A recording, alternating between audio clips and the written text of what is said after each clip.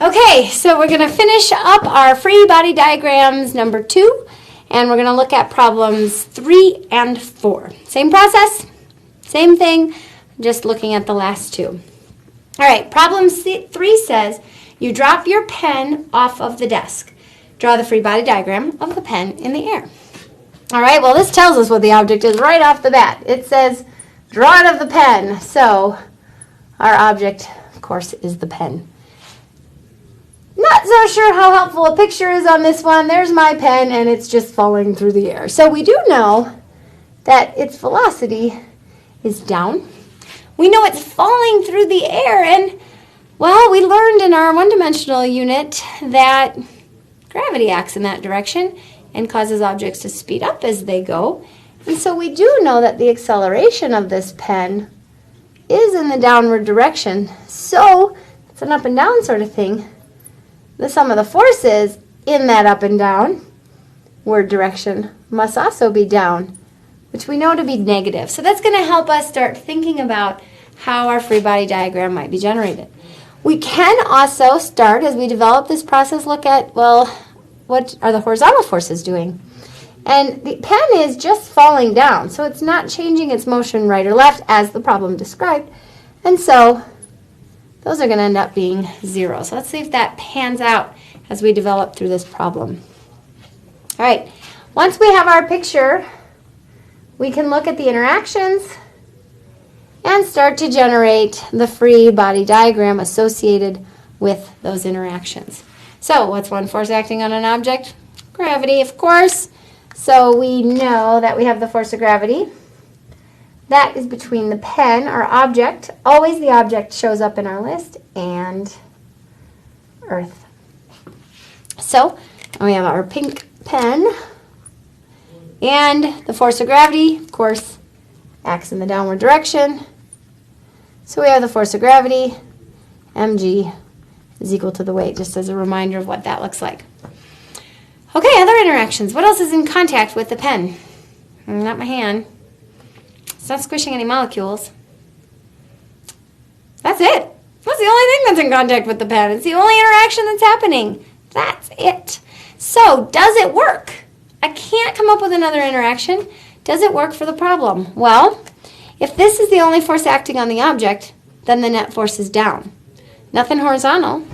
That's consistent with our concept. And the net force being down, also consistent with our concept. Does it describe what the pen would do? Well, a net force down means the acceleration is down. If the pen is dropped, it's moving in the downward direction. Downward direction, negative acceleration, pen speeding up. We know that's what it does. So that's it. Problem B, or C, number 3. All right, let's look at the last one. The last one says an elevator is heading to the penthouse. That's at the top of the building.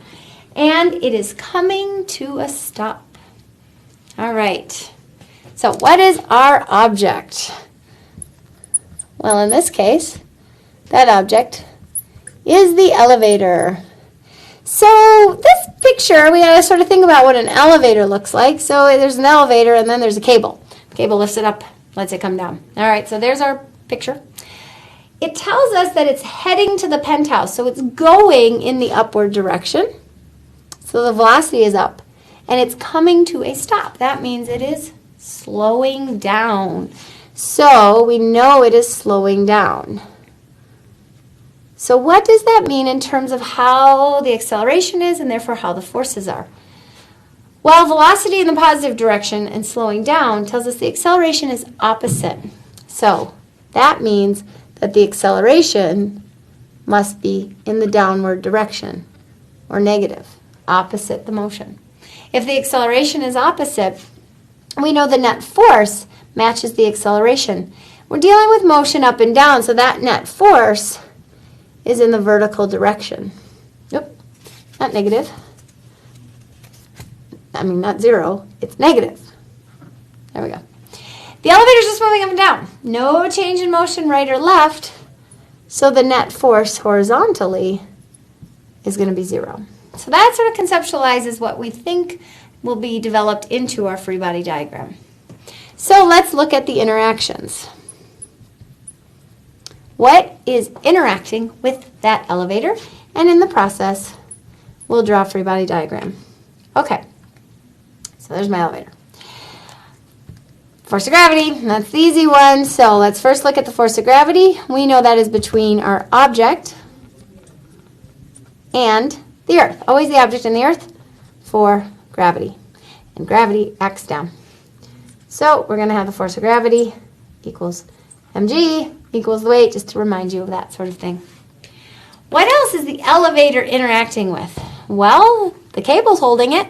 So we have the force of the cable. Now sometimes we will call forces of cables or ropes or strings or chains tensions. So I'm also going to put a T there just to help you think about that word we use to represent the force of a string, cable, spring idea.